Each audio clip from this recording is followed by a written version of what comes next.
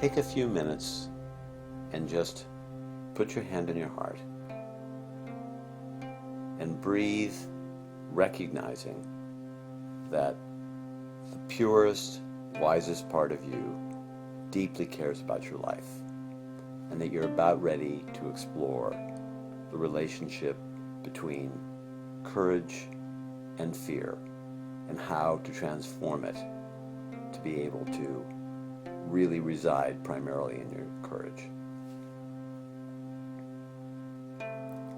Let yourself imagine a time or times when you most feel fear, times that have a tendency to reoccur in your life because they have so much meaning.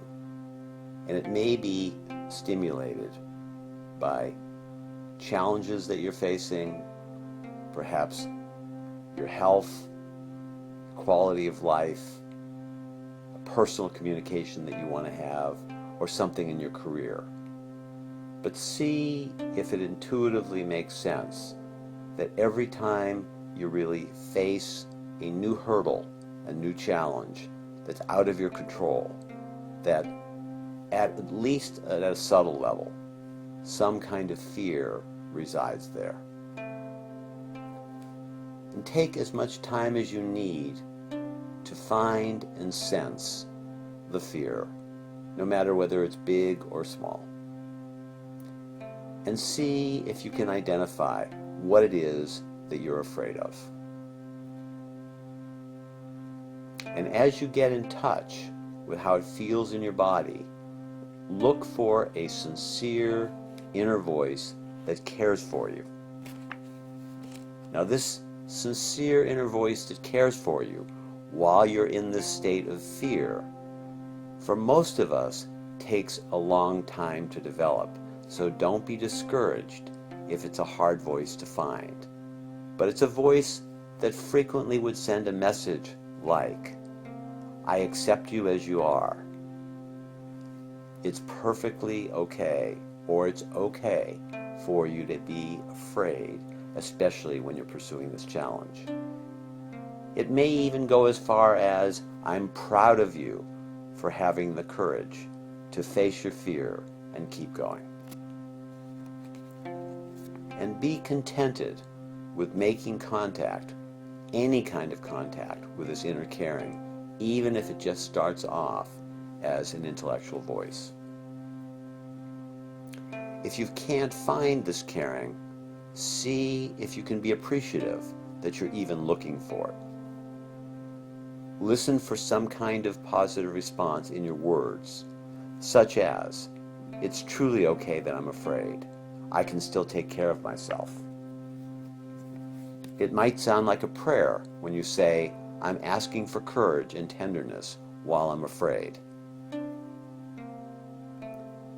Just plant this seed that whenever you are afraid, you are asking for this courage and tenderness to occur.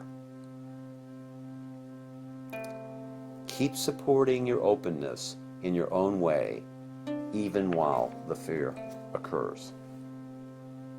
Invite this scary feeling to stay as long as it is needed.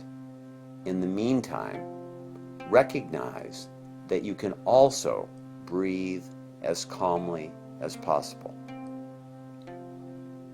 Recognize that allowing and caring for the fear is the best way you can really find the courage that you're seeking. Open your heart to this place that you normally reject.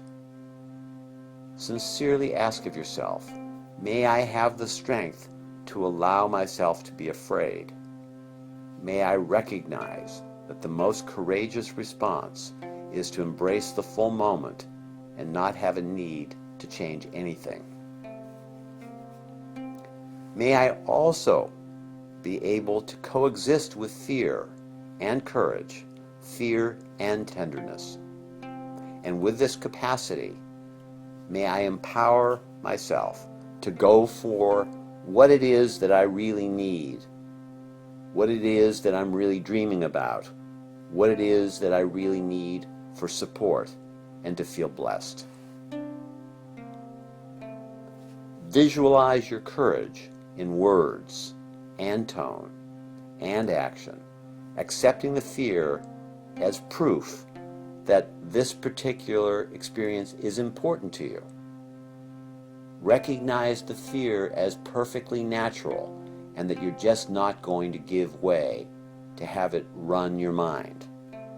You're going to accept it. I accept it. You accept it as it is. At the same time, you stay focusing on the courage and the words, the tone, and the action that are needed. Vocalize your courage as fully and purely as possible, and recognize and appreciate it as your best effort. And repeat this best effort as much as you need, and don't stop because you don't feel it's that good.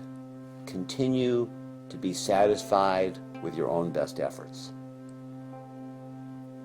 Enjoy developing your true courage as you allow the fear to be there at one level, but knowing full well that you are the one that is capable of manifesting your courage no matter how afraid you are, and that you are learning each time you look at this reality that I can be afraid and I'm still fully capable of dedicating myself to the courage that I seek in my thoughts and my actions and my words.